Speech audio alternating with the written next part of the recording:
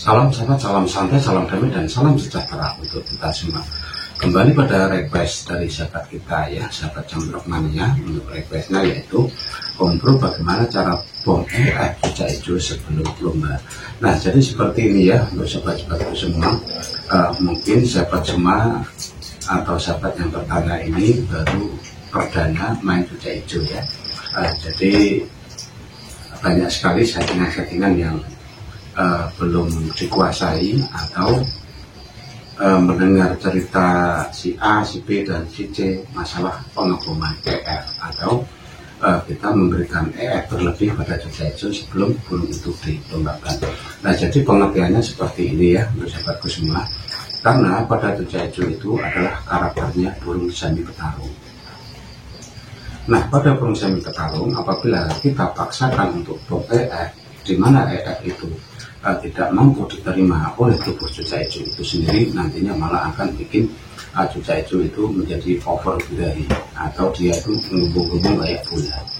Jadi pengertian extra coding untuk khususnya EF yang akan kita jadikan bom ya, bom untuk cucak hijau di waktu cucak hijau itu dulu, bahkan itu ada beberapa EF yang nyaman atau beberapa EF yang nantinya bisa membantu cucak hijau itu saat lomba bisa maksimal.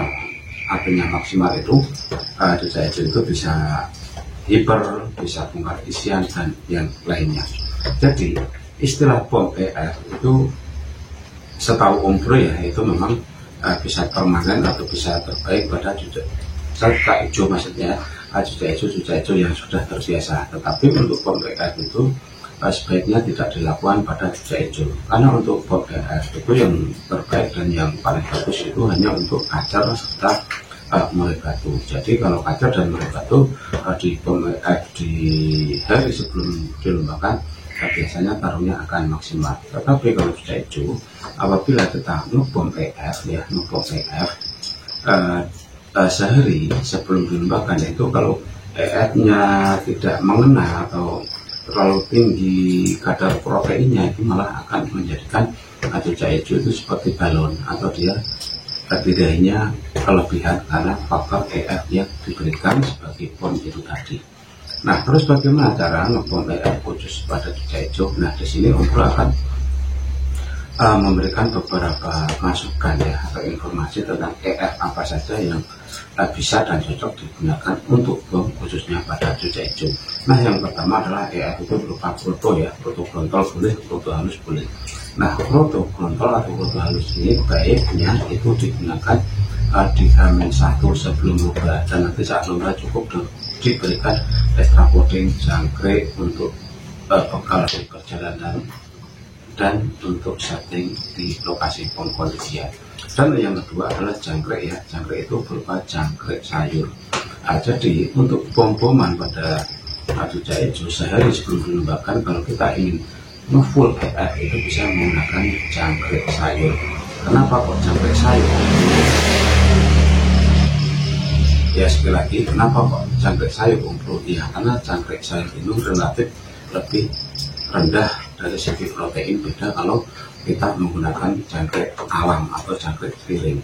Nah, jadi pengeboman pada cucak hijau hanya ada dua EF yang terbaik ya, yang satu proto, yang kedua itu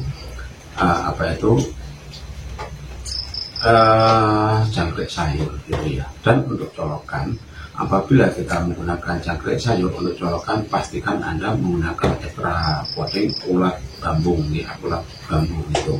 Kenapa harus ulat bambu? Ya, ulat bambu di samping bisa meredamkan emosi dan birahi, khususnya meredamkan birahi, dia juga bisa menstabilkan yang namanya emosi dan birahi. Jadi apabila kedua extra coding yang tadi info sebut itu kok mengakibatkan burungnya agak sedikit birahi ya, agak sedikit kelihatan birahi kayak ngebung sedikit, itu untuk set pengkondisian sebagai colokan Anda bisa menggunakan ulat bambu atau ulat bumbung itu tadi. Karena peran dari ulat bumbung itu sekali lagi ya, di samping bisa menstabilkan emosi dan birahi serta meredam yang namanya birahi yang berlebih khususnya pada burung cucak hijau. Nah, yaitu ya pengertian singkat dari Om Bro tentang bagaimana cara bom EF pada cucak hijau.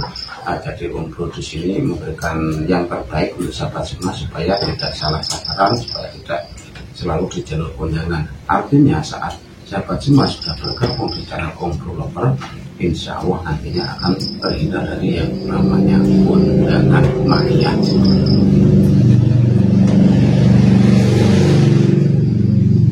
Ya, sekiranya hanya itu ya informasi singkat dari Om Bro tentang POM PH. Semoga apa yang sudah Om Bro sampaikan ini bermanfaat. Salam.